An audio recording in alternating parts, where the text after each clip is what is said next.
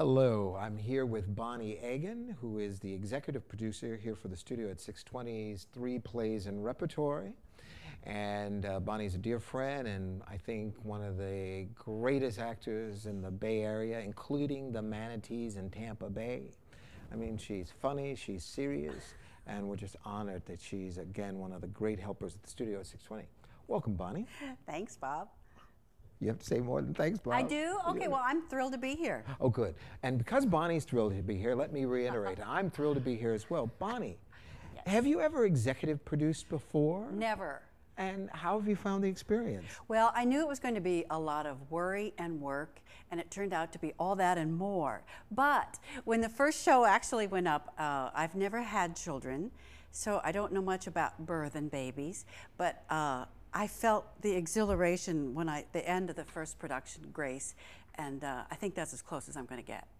You know, funny you should say that, because I too have never birthed any babies, No. and I felt like I need to boil some water, because to see the first place come and, you know, walk across the stage, it was really extraordinary.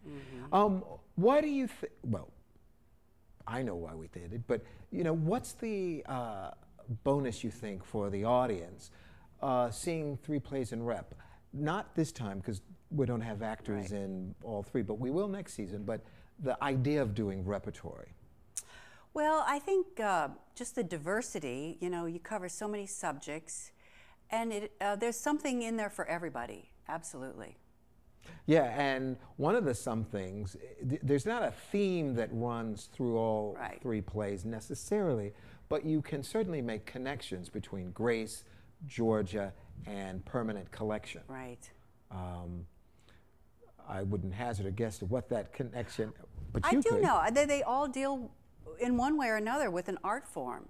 I mean, in Grace, she writes a book, and that's what much of the what propels her is the writing of this book, and then of course the other two deal with art.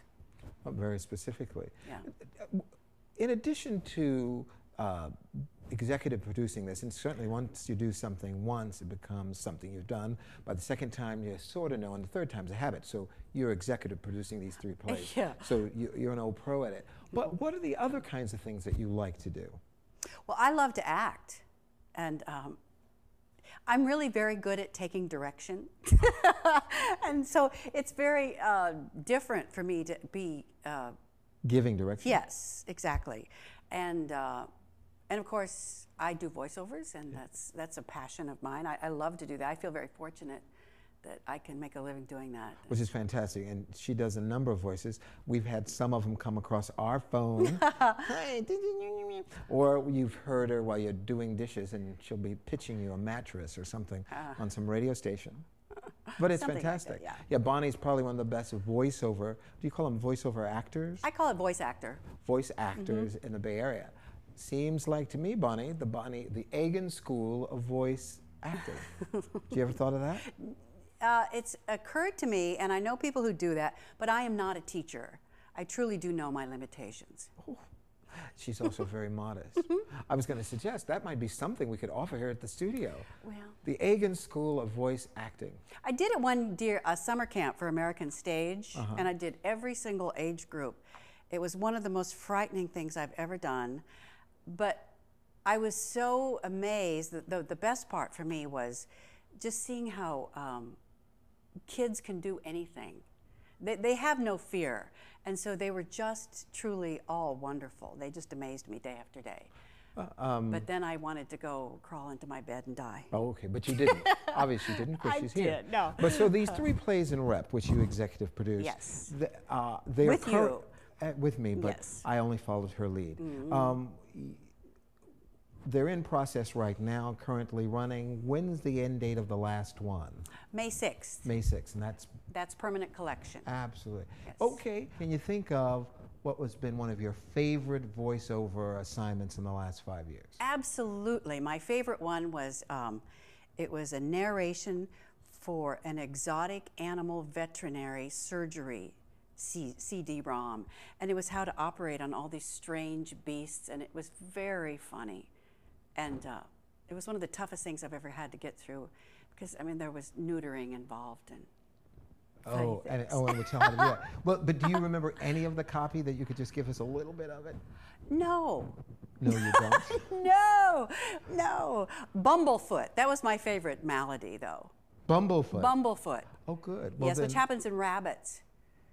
Who knew? You would expect that in a rabbit. Bumble. Yeah. Yeah, it kind of. Yeah, and it sounded pretty ghastly. Bumblefoot. Yeah. Okay. Well, thank you, Bonnie Agan, executive producer of our 3 Plays in Rep here in the 2007 season. She'll be also in this capacity 2008. And in 2008, we don't yet know the plays, but we're going to have a true rep where the actors in at least 2 of the plays are, you know, so you see this actor in this other play, then you see this play 2 days later, and that actor is in this play, and then you see the first play, and you go, oh yeah, I remember. Repertory, and perhaps even run them even longer. You have anything you'd like to close with to our webcast audience? Well, I have found this space here at 620 to be a wonderfully welcome space for theater.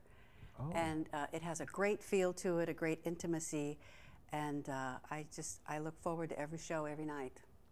That's wonderful. Well, thank you, Bonnie. I look forward to Bonnie, you know, being on stage soon. We'll be in a play together. It's called Permanent Collection. It's the last play in the rep, and we get to yell at each other. I know. But they call it acting. Yeah.